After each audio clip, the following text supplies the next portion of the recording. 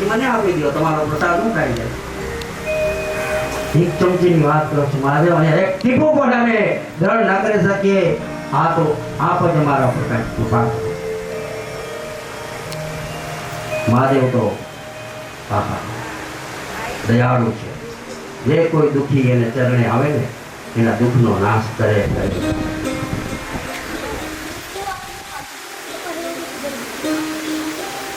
મહાદેવે પાર્વતીની સામે જોયું આ ઝેર પાવ આવ્યા છે, તમે કહેતા હો તો પી જાઓ. પાર્વતી કે પી જાઓ ને, તમને વળી શું ખાવાનું છે? હા, તમને કાંઈ ન થાય, પી જાઓ. અને આમ કટોરો લીધો ઝેરનો, ઘડા દઈને ત્યાં પીધું, ગળામાં જીરવી રાખ્યો. ઘણા આ પેટમાં ઉતારે છે ને એટલે તકલીફ પડે છે. આ પેટમાં ન ઉતારું, જો અહીંયા હું જોયું ને તો કાંઈ ન થાય. મહાદેવે આ ઝેરને પેટમાં નથી ઉતાર્યું, ગળામાં રાખ્યું. અને જ્યાં થોડોક ટાઈમ થયો ને તો હુકાઈ ગયું, ગળું લીલું થઈ ગયું. એટલે એનું નામ પડ્યું નીલકંઠ મહાદેવની.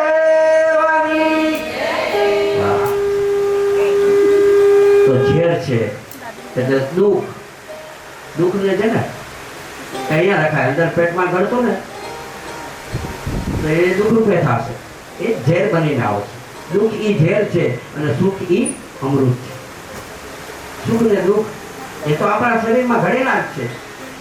એને આપણે નથી રચ્યા, ભગવાને નથી રચ્યા. એ આપણા કર્મ પ્રમાણે આવે. સુખ ને દુઃખ, સુખ અને દુઃખ આપણા કર્મ પ્રમાણે આવે. સુતજી કથા કહી રહ્યા અને મુનિઓ સાંભળે છે. અને નારદ એને બ્રહ્મા કથા કહી રહ્યા એટલે નારદ પણ સાંભળે છે. અને સુતજી કહે છે, મુનિઓ પણ સાંભળે છે. અને અહીંયાથી હું તમને કહું છું કે તમે બધા સાંભળો. નારદે કહ્યું કે હે પિતામહ, શિવ પાર્વતીની આપે ઉત્તમ કથા મને કહી. એ મને સાંભળતા હજી તૃપ્ત થતી નથી. મને બહુ આનંદ આવે છે. આ કથા હજી વધારે કહો, હજી વધારે કહો. બ્રહ્મા કહેવા રાજા, હે મુનિઓમાં શ્રેષ્ઠ, આજે તમે આ શિવની કથા સાંભળવા આવ્યા ને, એથી કરીને તમારો જન્મ સફળ થઈ જશે. હવે તમારો જન્મ સફળ થઈ જશે. હું આપને મહાદેવની સર્વ કથા કહું છું. આપ ધ્યાનથી સાંભળો.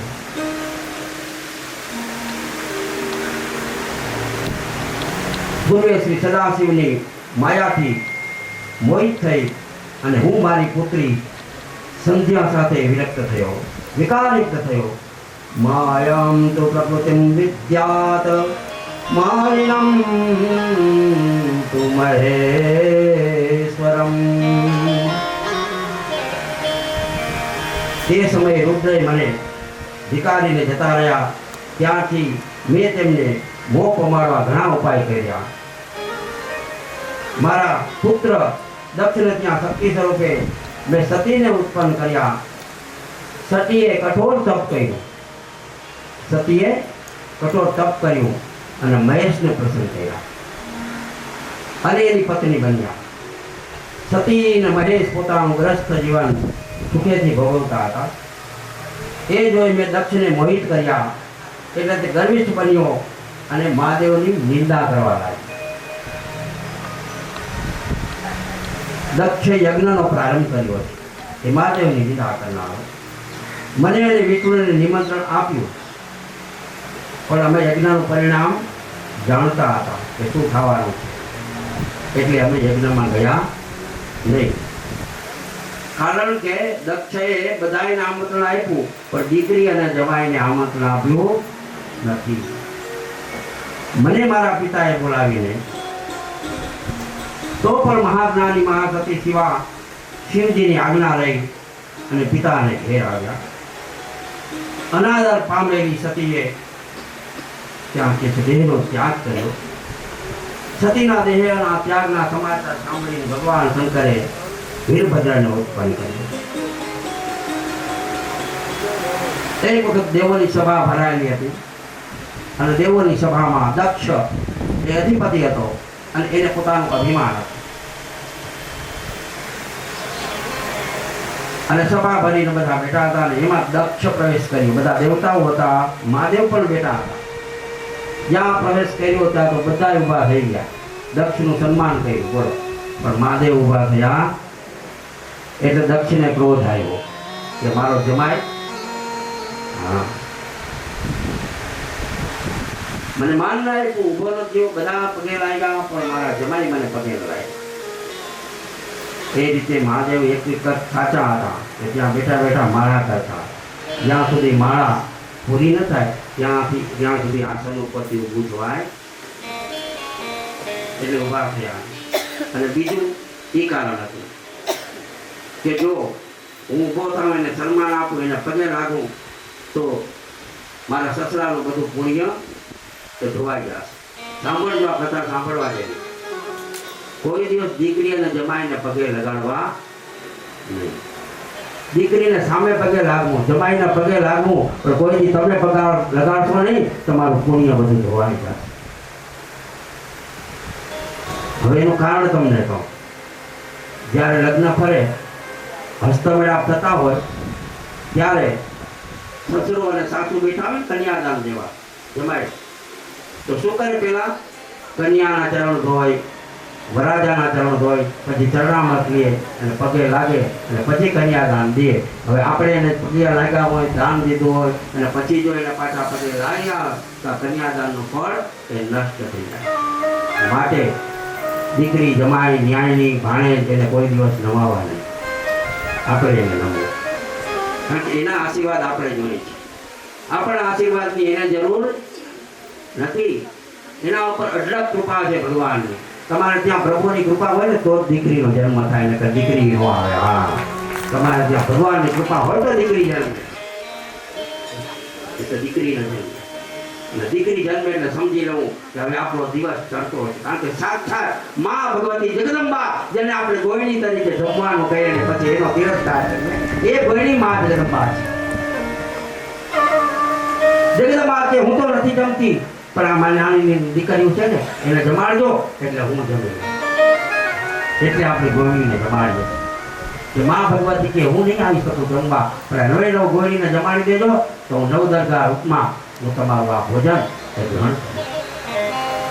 એટલે ન્યાયણાઓને જમાડો, દીકરીઓની પૂજા કરો, ને ટીકો લગાવો, ચોખા તોડો, પગે લાગો અને ઉપરથી દક્ષિણા આપો તો તમારો બેડો પાર થઈ જાય. પછી તમારે ભટકવું ન પડે, ક્યાંય ભટકવું ન પડે, દોડવું ન પડે, કોઈ વાતે લાંબો વાત ન કરવો પડે.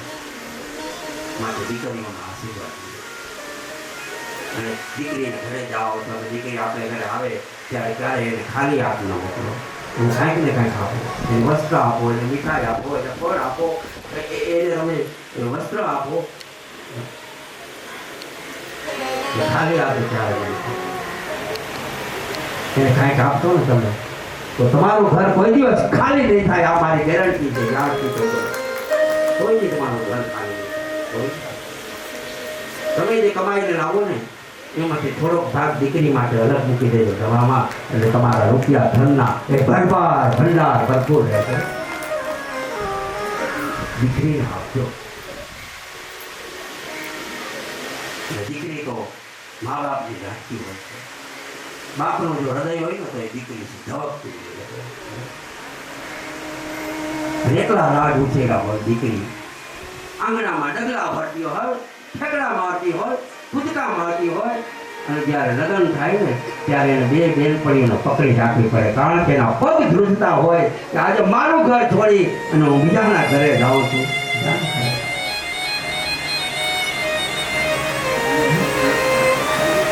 દીકરી મારી લાડકું લક્ષ્મીનો અવતાર.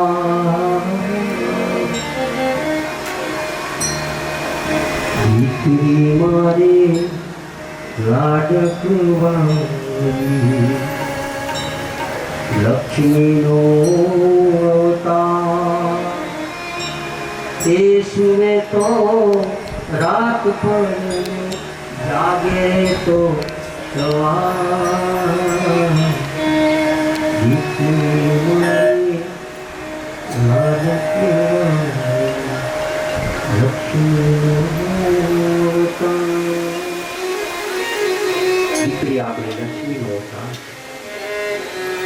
એ સાક્ષાત દેવી છે, એ તુલસીનો પ્યારો છે, એ પારકી થાપણ નથી, એ આપણી બધાની થાપણ છે. માટે બેટી બચાવો, દીકરી બચાવો, દીકરી બચાવો, એ આપણી બધાની થાપણ. દીકરી એ સાપનો ભારો નથી, પણ તુલસીનો પ્યારો છે. જેનું જે ધન્ય હોય, જે ભાગ્યશાળી હોય ને, એને ત્યાં દીકરી જોઈએ. અહીંયા સતીનો જન્મ થયો. મહાદેવનું અહીંયા અપમાન થયું. મહાદેવને કહ્યું કે આજથી તમે અમારા કોઈ કાર્યમાં ના, એને બારે કાઢી નાખ્યા. જ્યાં બી યજ્ઞ થશે અહીંયા તમારું સ્થાપન અમે નહીં કરીએ અને તમને હવે બોલાવવાનું બંધ કરી દે. પણ એક વખત યજ્ઞ કરી રહ્યા હતા બધા, ઇન્દ્રાણી, બ્રહ્મા, વિષ્ણુ, મહેશ બધા જઈ રહ્યા છે. ત્યારે પાર્વતી જોઈ ગયા કે આ બધા ક્યાં જાય છે.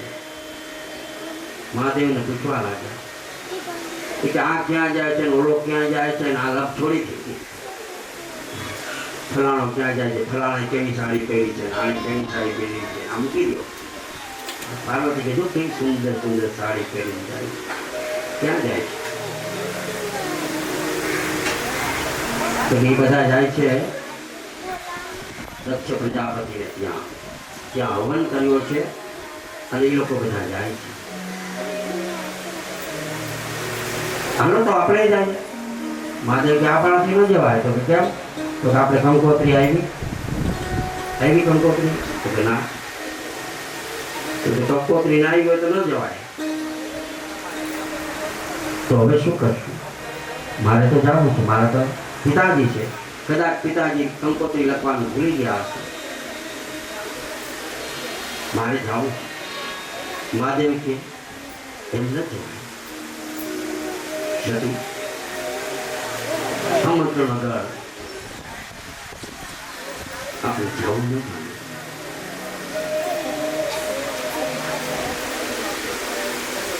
જો જઈએ ને આપણો અપમાન થઈ જાય ને, તો આપણે પછી ક્યાંય ના જઈએ.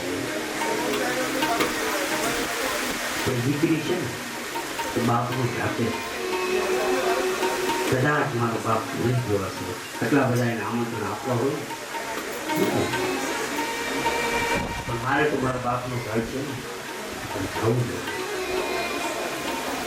મહાદેવે બહુ સમજાયું, સતી માહિના નહીં.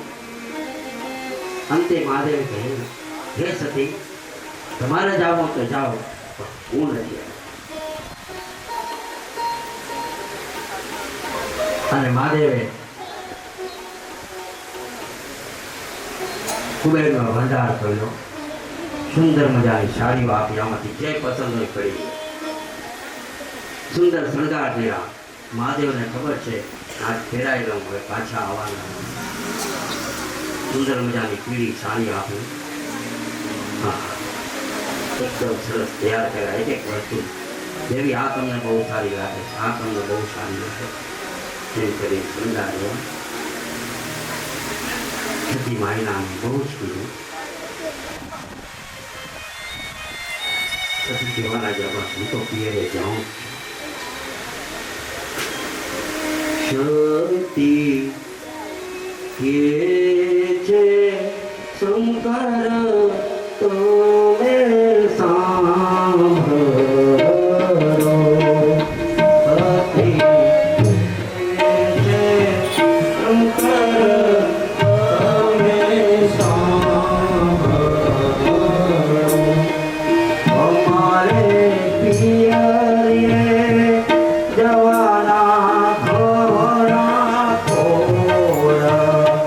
રટણ કરવા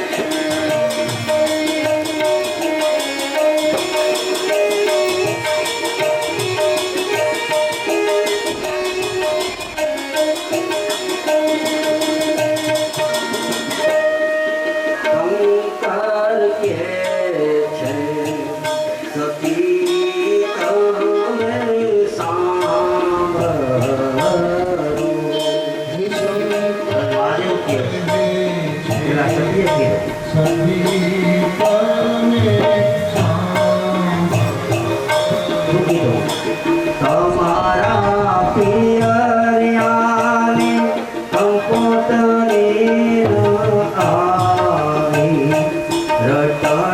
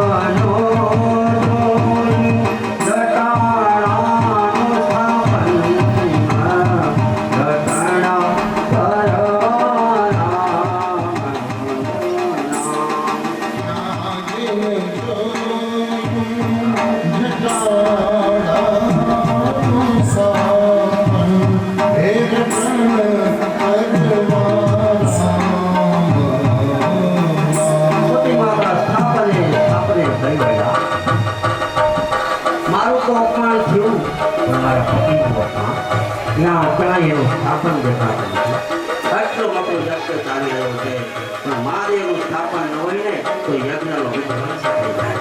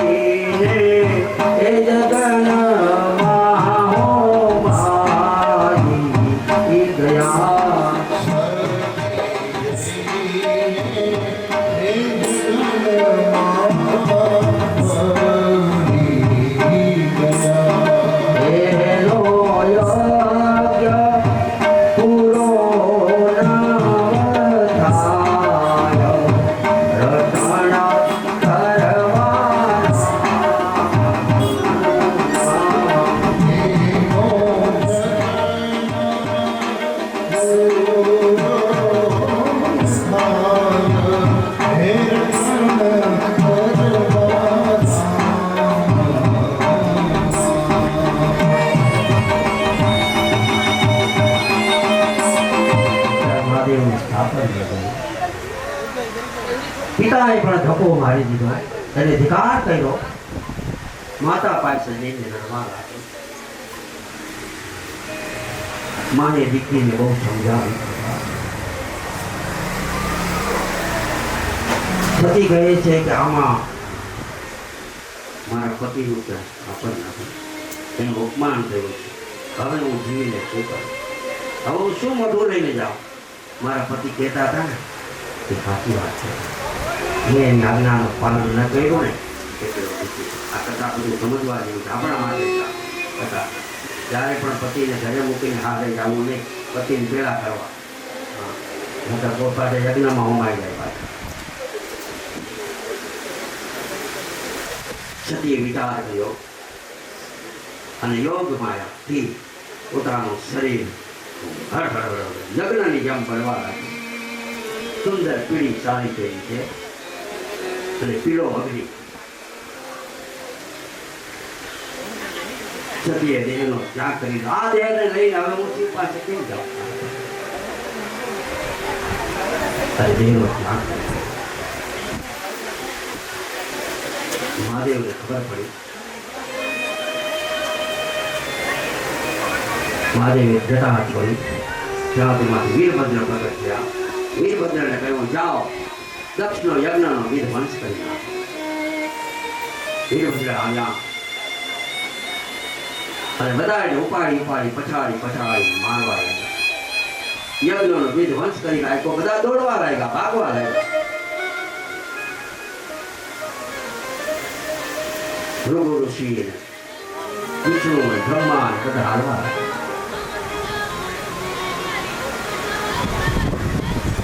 બધા ભાગ્યા. વિષ્ણુને ખબર પડી. વિષ્ણુ અને બ્રહ્મા મહાદેવ પાસે ગયા. મહાદેવને સર્વ હકીકત જણાવી. આપ તો દેવોના દેવમાં. વીરભદ્રએ ઉગ્ર થઈ અને દક્ષનું માથું કાપી નાખ્યું. દક્ષ ઢળી પડી. પણ બ્રહ્મા અને વિષ્ણુ તો સમાધાન કરનારા દેવતા. અહીંયા સમાધાન કરવા માટે આવ્યા મહાદેવ પાસે. મહાદેવ આપ તો કરુણાના સાગર છો, આપ તો દયાળુ છો, આપ કરુણા કરો, આપ દયા કરો.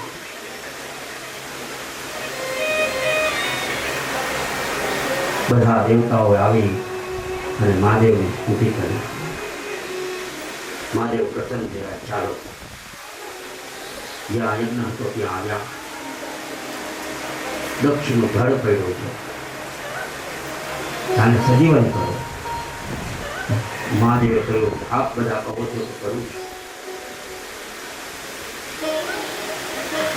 જાઓ સામે મળે માથું લાવો. સિપાહીઓ ગયા અને બકરાનું માથું લાવ્યા. બકરાનું માથું કર્મ હોંદો મળે માથા. જેવા કર્મ કરો એવા માથા મળે.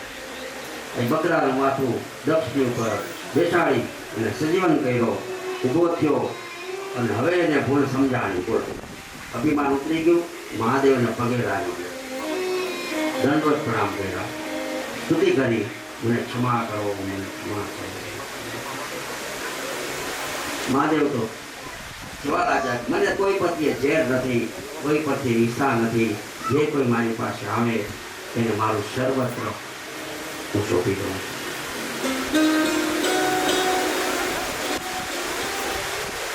દક્ષ પ્રજાપતિએ વારે વારે સ્તુતિ કરી અને આ સ્તુતિથી મહાદેવ પ્રસન્ન થયા. બધું ખાડે પાડ્યું એ કૈલાસમાં ગયા.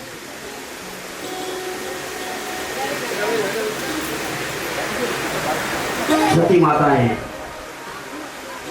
વિષ્ણુ ભગવાને સતી માતાને બહુ સમજાવ્યા કે જવા દે કે ના. વિષ્ણુ ભગવાન કે તો કંઈક માગો. સતી માતા કહે કે એટલું માગો કે મને જન્મો જન્મ મહાદેવ જેવો પતિ દેજો, મહાદેવ જેવો પતિ. હવે મારો બીજો જન્મ થાય ને એમાં પણ મારા પતિ મહાદેવ તો જ હું લગ્ન કરું. હું એને જન્મો જન્મ ભરી શકું. મને આશીર્વાદ આપ્યા દેવતાઓને. મહાદેવ કૈલાસમાં આવ્યા છે. દેવતાઓએ શિવને પ્રસન્ન કર્યા, સ્તુતિ કરી, ભગવાન પ્રસન્ન થયા છે.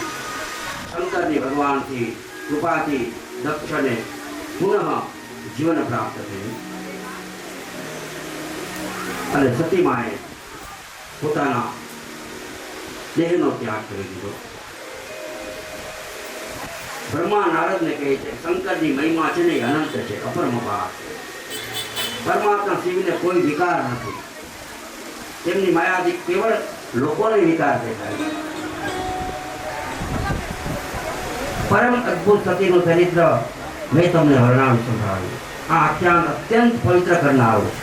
સતીનું આખ્યાન જે ભક્તિમાન મનુષ્ય આ આખ્યાન સાંભળશે, આ જે સતીનું ગીત સાંભળશે, તેની સર્વ કામનાઓ પૂર્ણ થઈ અને સમગ્ર જીવનમાં સુખ ભોગવી અને પ્રભુ પાસે કૈલાસમાં જશે. મહાદેવ એવા દેવ છે તેના મનની અંદર કોઈ શંકા નહીં, કોઈ વેમ નહીં, કોઈ વેર નહીં, કોઈ જેમ નહીં, કોઈ ઈર્ષા નહીં. એને તો બધે પ્રત્યે પ્રેમ, બધાને પ્રેમ કરે. કીર્તિ કરીને હાથી મકોડા સુધી માણસોને બધાને પ્રેમ કરે. અને ભૂલથી પણ એને મંદિરે ચડી જાય ને તો એના ઉપર પ્રેમ કરે, એને પોતાનો બનાવી દે. સતી આશીર્વાદ મેળવા ભગવાન પાસે, વિષ્ણુ ભગવાન પાસે, અને પછી હવે બીજા જન્મમાં મહાદેવ પાસે લગ્ન કરશે. પણ એથી પેલા સતીએ નક્કી કર્યું હવે હું કોઈ એવાને ત્યાં જન્મ ધારણ કરું કે આખા જગતમાં એનું નામ થાય અને હું વિશ્વખ્યાત થાઉં, એવી જગદંબા રૂપે હું પ્રગટ થાઉં. જગદંબા રુદ્ર સંહિતામાં આ પાર્વતી ખંડ આવે છે. એની અંદર આ કથા થઈ છે. જેમની સર્વત્ર આદ્ય પુરુષ તરીકે સ્તુતિ થાય છે કે સોમેશ દેવોના દર્શન જે લોકો કરે છે તેઓ અનંત વિસ્તારવાળા સંસારના ભયને તરી જનાર વિભૂતિ વડે શોભિત થયા છે. યજ્ઞ કરનારા લોકો સ્વર્ગમાં જાય છે, ત્યાં સુંદર વિમાનમાં બેસીને જાય છે. પ્રયાગ તીર્થમાં એકઠા થયેલા ઋષિઓ શુદ્ધ આ શિવપુરાણની કથા સંભળાવી રહ્યા છે. આ કથા બ્રહ્મા અને નારદના સંવાદ રૂપે ચાલી રહી છે. નારદે પ્રશ્ન કર્યો કે હે પિતામહ, દક્ષના પુત્રી સતીએ યજ્ઞમાં દેહનો ત્યાગ કર્યો. એ કથા તો અમે આપે મને કહી. પછી તેમણે હિમાલયને ત્યાં જન્મ લીધો. બીજો જન્મ ક્યાં લીધો? હિમાલય. અને એ જન્મમાં એને ઉગ્ર તપ કર્યો મહાદેવને મેળવવા માટે. ઉગ્ર તપ. અને પુનઃ શિવને પતિ પ્રાપ્તિ કરી તે કર્યા. એવી પાવન કથા અમને કહો. બ્રહ્મા બોલ્યા કે હે મુનિશ્રેષ્ઠ, જે સમયે શંકર અને સતી હિમાલય પર રહીને લીલા કરી રહ્યા હતા, ત્યારે હિમાલયના પત્ની મેના એ સતીના પ્રત્યે પુત્રી ભાવ થયો. એને જોઈ એને તો આવી મારી પુત્રી હોય તો. મેનાનો આવો સ્નેહ એ સતી જાણતા હતા. સતીને પણ ખબર હતી કે મેનાને મારા પ્રત્યે ભાવ થયો છે કે મારે ત્યાં દીકરી બનીને આવે. જ્યારે સતીએ પિતાના યજ્ઞમાં થયેલા અનાદરથી ક્રોધે પોતાનું દેહનો ત્યાગ કર્યો, ત્યારે તમને મનોમન નક્કી કરી લીધું કે બીજા જન્મમાં હું હિમાલયના પત્ની મેનાને ત્યાં દીકરી થઈ. એને મેના યાદ આવ્યા. સત્યએ હૃદયમાં એવું રાખ્યું હતું કે હું આ મેનાની દીકરી બની, મેનાની પુત્રી બની. નારદે કહ્યું કે મેનાને સતીએ માતા તરીકે સ્વીકાર્યા એટલે ધન્ય થયા. આ મેનાની ઉત્પત્તિ કેવી રીતે થઈ એ પણ મને કહો, અને તેના વિવાહ હિમાલય પર્વત રાજ સાથે થયા એ કથા પણ મને કહો. સતી માતા તરીકે પસંદ કરેલા મેનાનું ચરિત્ર સાંભળવા હું ઈચ્છા કરું છું. બ્રહ્મા પ્રસન્ન થઈને કહેવા લાગ્યા કે હે નારદ, સાંભળો કે ઉત્તર દિશામાં પર્વતોના રાજા એ હિમાલય રહે છે. ઉત્તરાખંડમાં ઉત્તર દિશા કહેવાય ને, તો ઉત્તરાખંડમાં હિમાલય રહે છે. તેમના બે સ્વરૂપો છે, એક જંગમ અને બીજું સ્થાવર. આ બે રૂપ છે. હિમાલયના વર્ણન કરતા વિદ્વાનો અને કવિઓ એ થાકતા નથી.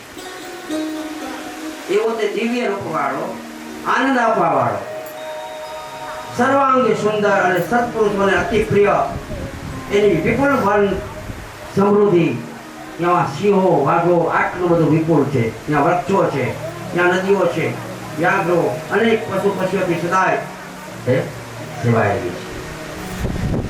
એના ઊંચા ઊંચા શિખરો સદૈવ બરફથી ઢાંકેલી હોય છે. તેનું નામ છે હિમાલય. હિમાચ્છાદિત રહે છે, તેથી તે હિમાલય કહેવાય છે. દેવો, મુનિઓ, સિદ્ધો, તપસ્વીઓ, મહાત્માઓ આ બધા ત્યાં નિવાસ કરે. આવ્યા દિવ્ય પુરુષ આકારવાળા પર્વતે ધર્મની વૃદ્ધિ માટે અને કુળની રક્ષા માટે, સ્થિરતા માટે એ હિમાલયને વિવાહ કરવાની ઈચ્છા. હું લગ્ન કરી લઉં. તે સમયે પિતૃઓને ત્યાં મોટી પુત્રી એ મેના એ લગ્નને લાયક થઈ. એટલે હિમાલયવતી દેવો પોતાના સ્વાર્થનો વિચાર કરીને પિતૃ પાસે ગયા. જો પિતૃને દીકરી છે મેના. પિતૃઓ પાસે ગયા અને તેમની પુત્રી મેના હિમાલય સાથે પરણાવવા માટે માંગણી કરી. આવી દેવોની માંગણીથી પિતૃએ એનો સ્વીકાર કર્યો. જરૂર આપ કહો છો તો અમે મેનાના લગ્ન હિમાલય સાથે. અને વિધિપૂર્વક મેના અને હિમાલયના લગ્ન થયા. એમાં સર્વ દેવતાઓએ ભાગ લીધો છે. ભગવાન શિવ અને દેવી એ તો આદિ છે, એ પણ અહીંયા પધાર્યા હતા. નારદને મનમાં શંકા થઈ એટલે પૂછ્યું કે હે બ્રહ્મા, મેં સાંભળ્યું છે કે મેનાને તો સાપ થયો હતો, તો એ સાપનું મને વર્ણન સમજાવો. બ્રહ્મા કહેવા લાગ્યા હે નારદ, તમે સાંભળો. દક્ષ પ્રજાપતિને 60 પુત્રીઓ થઈ હતી. એમાં તે પૈકી સદા નામની પુત્રી હતી ને, એ પિતૃઓને પરણાવી. સદા અને કલા, તે પુત્રીઓ માનસિક સૃષ્ટિ રીતે જન્મી હતી. તે ત્રણેય લોકમાતાઓ શ્રેષ્ઠ યોગીની બની અને જ્ઞાનના ભંડાર સ્વરૂપ હતી. એક સમયની વાત છે કે ત્રણેય બહેનો શ્વેતદીપ, આ 3 દીકરીઓ હતી, એનું નામ હતું, 3 પુત્રીઓ, એનું નામ છે મેના, ધન્યા અને કલા. એ વિષ્ણુના દર્શન માટે ગઈ. ત્યાં મોટો સમાજ હતો એટલે સ્તુતિ કરીને બાજુમાં બેસી ગયા. બહુ ભીડ હતી એટલે સ્તુતિ કરીને બાજુમાં બેસી ગયા. એ સમયે ત્યાં સંતાદિક મુનિઓ પધાર્યા. તેમને જોઈ શોભા આખી ઊભી થઈ ગઈ. પણ આ ત્રણ બહેનો દેવને વશ થઈને ઊભી થઈ નહીં અને નમસ્કાર પણ ન કર્યા. ત્રણેય બહેનોએ સંતાદિક મુનિઓ જ્ઞાની હોવા છતાં તેઓને દેવયોગે ક્રોધ થયો ઋષિઓને, અને તેમણે શાપ આપી દીધો કે તમે પિતૃઓની કન્યા છો છતાં તમે મનુષ્યની જેમ મૂઢ અને ગર્વિષ્ઠ થયેલી છો, માટે તમે સ્વર્ગમાંથી દૂર થાઓ. હે સજ્જનો, આ ખરેખર શિવની માયા અતિશય મોહ પ્રમાણે એવી છે. સમગ્ર જગત એને વશ થઈ જાય વર્તે છે. તેને જ શિવની ઈચ્છા કહેવાય અને તેને જ નસીબ કહેવાય. ત્રણેય બહેનો અતિ વિસ્મય પામી. એને નવાઈ લાગી. શંકાદી મુનિઓના હવે ભગમાં પડી ગઈ. વિનમવા લાગી, હે મુનીશ્વરો, અમે મૂઢ બની ગઈ, આપને પ્રણામ ન કર્યા. આ એનું ફળ અમને મળ્યું છે. પરંતુ આપ તો કૃપાળુ, આપ તો બ્રાહ્મણ છો, તમારા ઉપર કૃપા કરો. શરદ કુમારે પ્રસન્ન થઈને કહ્યું, હે પિતૃઓની પુત્રીઓ, તમને સાપનો ઉદ્ધાર કહું છું એ તમે સાંભળો. સાપ આપી દીધો, એનો ઉદ્ધાર કઈ રીતે કરવો? કે તમારામાં જે મોટી મીના છે ને તે વિષ્ણુના અંગરૂપ હિમાલયની પત્ની થશે, મીના. અને તેને પાર્વતી નામે જગદંબા એ પુત્રી પ્રગટ થશે, જગદંબા. અને યોગીની મીના પાર્વતીના પતિ શંકરના વરદાનથી એ જ શરીરે પરમપદ એ કૈલાસમાં પામશે. બીજી ધન્યા છે, ધન્યા નામની કન્યા, એ જનક રાજાને ત્યાં વર્ષે જન્મશે અને મહાલક્ષ્મીજી સીતા સ્વરૂપમાં પ્રગટ થશે, ઉતરી થશે. આવા બધા ઉદ્ધાર થશે. અને તે વિષ્ણુના અવતાર રામને વર્ષે. કોની સાથે લગ્ન થશે? રામ સાથે, સીતાના. અને ધન્યા જીવન બની વૈકુંઠ પામશે. અને ત્રીજી દીકરી છે, એનું નામ છે કલાવતી. તે વૈશ્ય તે વૃષભાનુની પત્ની થશે અને તેને ત્યાં રાધા દીકરી પ્રગટ થશે. રાધા નામ વૃષભાનુ છે, બરસાને કી રાધા. હા, તો એને ત્યાં રાધા તરીકે એનો જન્મ થશે. આ સાપનો ઉદ્ધાર થયો. અને સાપનો ઉદ્ધાર કહી તો વરદાન કહીને, આ તો વરદાન જ કહેવાય. ઋષિઓના શાપ પણ ક્યારેક વરદાન બની જાય. જે ગુપ્ત શ્રેયથી બંધાય વિષ્ણુના અવતાર એ શ્રી કૃષ્ણની પત્ની થશે, રાધા. કલાવતી પોતાની કન્યા રાધા સાથે ગોલોકને પામશે. દુઃખ પામેલાને છેવટે સુખ પ્રાપ્ત થાય છે. અને દુઃખ વિના, જો સાંભળજો કથા કેવી સરસ છે, વિપત્તિ વિના ક્યારેય મોટાઈ મળતી નથી. દુઃખ તો પેલા આવે આવે અને આવે. દુઃખથી દૂર ભાગવું નહીં. એ દુઃખ આપણને અનુભવ કરાવે છે, આપણે શીખવાડે છે. દુઃખ આપણા ગુરુ છે. દુઃખ આપણો ગુરુ છે. એ આપણે બધું સમજણ આપે. સુખ અને દુઃખ એ તો આ ગાડાનું શરીર છે ને, આ શરીર છે ને ગાડું કીધું છે. સુખ અને દુઃખ એ આ ગાડાના પૈડા છે. એક પૈડા ઉપર ગાડું ચાલે છે, બે જોઈ. સુખ અને દુઃખ એ આપણા ગાડાના પૈડા છે. એની અંદર બે બળદિયા પણ જોડવા પડે ને આ શરીરમાં. તો આ શરીરમાં બે બળદિયા હોવા જ જોઈએ આપણે બધા. એક બળદ ઉપર ન ચાલે. તો બે બળદિયા કયા છે? તો કે ધર્મનો બળદિયો, આવા ધર્મના કાર્ય કરો. અને કર્મનો બળદિયો, કર્મ કરો. ધર્મ અને કર્મ એ આપણા બે બળદિયા. ધર્મ અને કર્મ એ આપણા બે બળદિયા. પણ જ્યારે સુખ અને દુઃખ જીવનમાં આવે ત્યારે શું કરવાનું? તો કે ગાડાને રાહ હોય ને, રાહ શું કહેવાય? લગામ. દેશમાં આપણે રાહ કહીએ.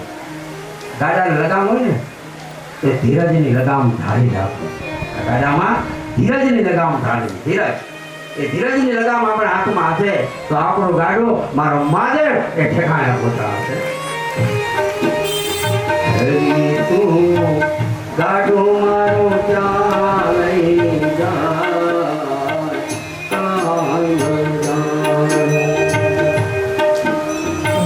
ગાડું મારું ક્યાં લઈ જાય. ગાડો મારું ક્યાં લઈ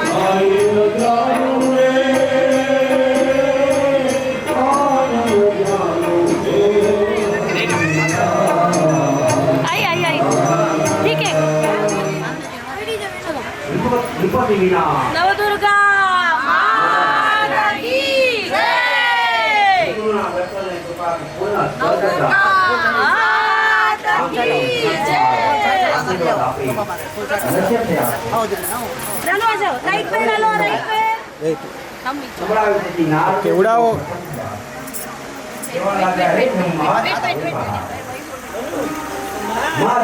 પરિવારમાં આપણી સામે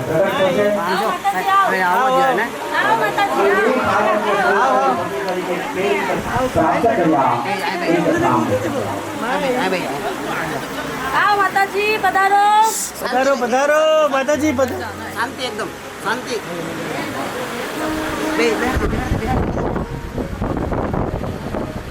એવો હિમાલય ત્યાં ગયા ઘરમાં કહેવા લાગ્યા એ નારદ હિમાલય નૈનાને રાણીને પરણી ગયો. પછી સૌ દેવો એની પાસે આવ્યા. તેમને આવેલા જો હિમાલય અતિ હર્ષ પામ્યા અને તેમને પ્રણામ કરી ભક્તિપૂર્વક તેમનો સત્કાર કર્યો. મને આપણો સેવક માની અને મને સેવા કાર્ય આપો. હું આપણો શું સેવા કરું? દેવોના આગળ વિષ્ણુ ભગવાને કહ્યું કે હે પર્વતરાજ, અમે જે કાર્ય માટે આવ્યા છીએ તે તું સાંભળ. અને શંકરને વર્યા હતા કે પિતાના યજ્ઞના આનંદાર પામેલા દેવીએ પોતાના શરીરનો ત્યાગ કર્યો. હરિદ્વારની બાજુમાં કંઠર ધામ છે. કંઠરમાં દક્ષ પ્રજાપતિ છે.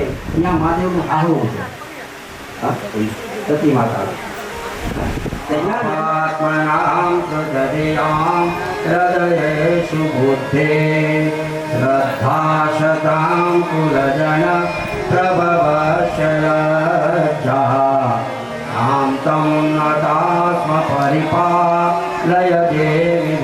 विश्वम् किं वर्णयाम तव रूपमचिन्त्यमेतत् किं चातिवीर्यमसुरक्षयकारि भूरि किं चाहवेषु चरितानि तवाद्भुतानि सर्वेषु देवसुरदेवगणादिकेषु हे तु समस्त जगता त्रिगुणार्पितोऽसे न ज्ञायसे हरिहरादिविरप्यपारा सर्वाश्रयाखिलमिदं जगदं सम्भूतम् भव्याकृतायि परमा प्रकृतिश्वमाद्या समस्तसुरता समुदीरणेन तृप्तिं प्रयाति सकले सुमखेषु देवी या देवी सर्वभूतेषु शक्तिरूपेण संस्थिता नमस्तस्यै नमस्तस्यै नमस्तस्यै नमो नमः या देवी सर्वभूतेषु मातृरूपेण संस्थिता नमस्तस्यै नमस्तस्यै नमस्तस्यै नमो नमः देवोની સ્તુતિ સાંભળી માતાજીએ દર્શન આપ્યા ઉત્તમ દિવ્ય રથમાં બેઠા છે માતાજી સુંદર મજાનો રથ દેવતાઓ પર જઈ ગયા અને દેવતાઓ સ્તુતિ કરવા લાગ્યા પુષ્પોના હાર પહેરાવા લાગ્યા મહેશ્વરીને નમસ્કાર કર્યા છે અને હિમાલયને ત્યાં પાર્વતીના જન્મની તૈયારીઓ થઈ રહી છે શિવાદેવી પ્રગટ થયા તે વખતે આખું જગત પ્રસન્ન થયું સુગંધી વાયુ છે એ વાવા લાગ્યો ડોલર મોગરા ગુલાબની સુગંધો આવવા લાગી આકાશમાંથી પુષ્પોની વૃષ્ટિ થવા લાગી દેવતાઓ આકાશમાંથી પુષ્પની વૃષ્ટિ કરે છે અમા જગદંબા ભગવતી પધારવાના છે માનું પ્રાગટ્ય થવાનું છે આજે બધું વાતાવરણ મંગલમય બન્યું આકાશમાં વાદળ સ્વચ્છ થયા છે મોર કોયલ મોરલા પોપટ આ બધા અવાજ આવી રહ્યા છે બંધ કડીઓ હતી ફૂલની આજે ફૂલ ખીલી રહ્યા છે જે બંધ કમળ હતું એ કમળ આજે ખીલા છે અને સૂર્ય અને ચંદ્રમા 16 કળાએ ખીલી ઉઠ્યા સુંદર મજાનો મધુ માસ છે જેને આપણે ચૈત્ર માસ કહીએ એ મધુ માસ આહા સુંદર ધીમો ધીમો મંદ મંદ મંદ પવન વાય છે સુગંધિત શીતળ વાયુ વાય છે આકાશમાં દુંદુભી નગારા વાગવા લાગ્યા અને જરા દેવો ઉત્સવ કરવા લાગ્યા સિદ્ધો અને ગંધર્વો સુંદર મજાના સંગીતો ગાવા લાગ્યા અને અપ્સરાઓ બધી નૃત્ય કરવા લાગી માં જગદંબા અહીંયા પ્રગટ થવાના છે માટે સ્વાગત કરો અને ગમ્યો પ્રાણ ભજન ગીત ગાવાય અને મા અંબાની સ્તુતિ કરે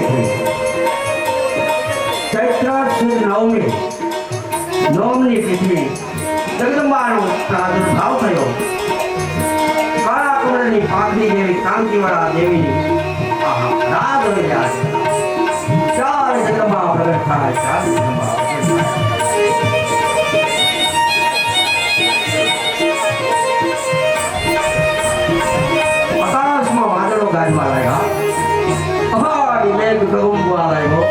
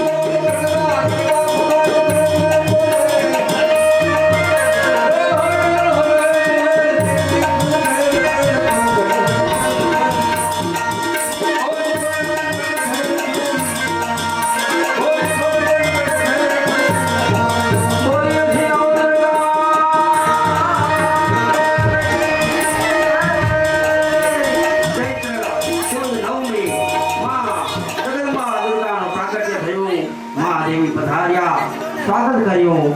માતાજી આજે ગરબા રમે અને એની સાથે બધા ભક્તો પણ રમવા લાગ્યા છે. દેવીઓનું આજે પૂજન કર્યું છે, તિલક કર્યું છે, જગદંબાનું આજે પૂજન કર્યું છે. બધા ચંદન ચોખાડીને પુષ્પ કરો, નવદુર્ગા માતાનું પૂજન કરો.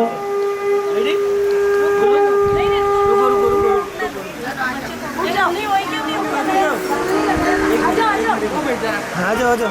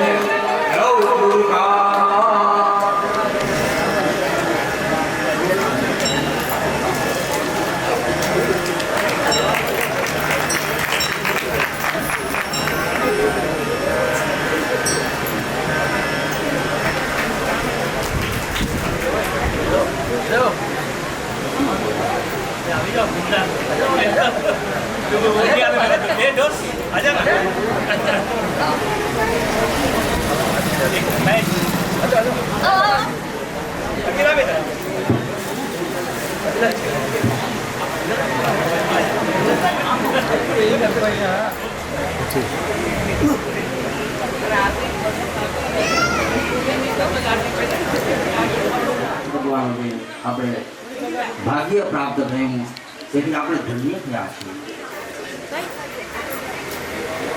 અને હવે પછીના પ્રોગ્રામ છે હમણાં થોડી વારમાં આરતી અને નૈવેદ્ય થઈ જાય એટલે અહીંયા સરસ કરશો આવતીકાલે શ્રી વિવાહ છે તો આપ સમયસર બધા પધારશો એવી મંડળની નમ્ર વિનંતી આપણે હમણાં 5 મિનિટ માટે થોડી વાર ધૂન બોલી અને તરત જ આપણે 5 મિનિટમાં આરતી અને નૈવેદ્ય આપણે અર્પણ કરીએ ભગવાનને ત્યાં સુધી આપણે બધા બેઠા બેઠા ગાઓ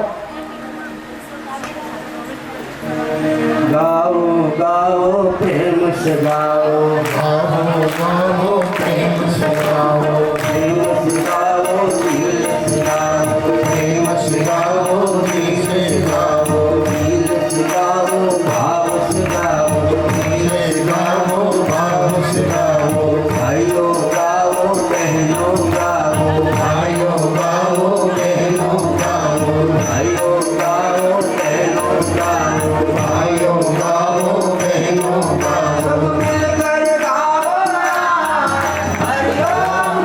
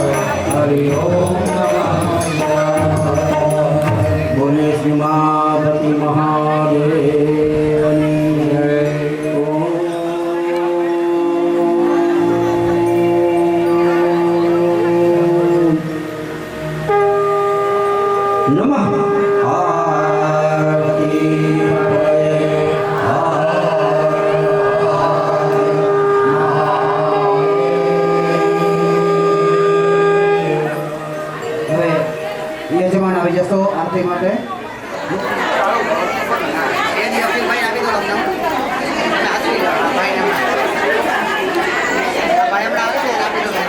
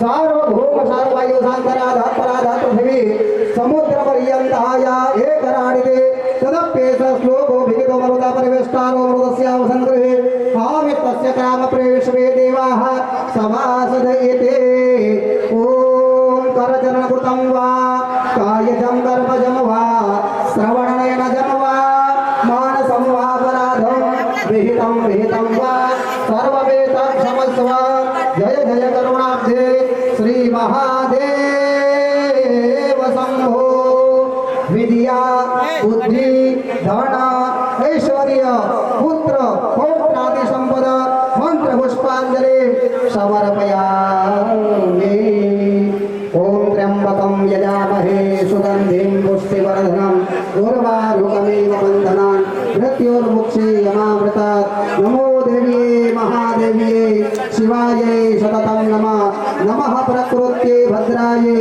नियतां प्रणदां स्मतां बोलो गजानन गणपति महाराज की कुलदेवी मात की नव दुर्गा मात की सांब सदाशिव महादेव की अपने अपने माता पिता की अपने अपने गुरु महाराज की सत्य सनातन धर्म की आज के आनंद की आनंद कराने वाले की धर्म की जय अधर्म का नाश हो प्राणियों में सद्भावना हो विश्व का कल्याण हो गौ माता की रक्षा हो नमः पार्वती पदये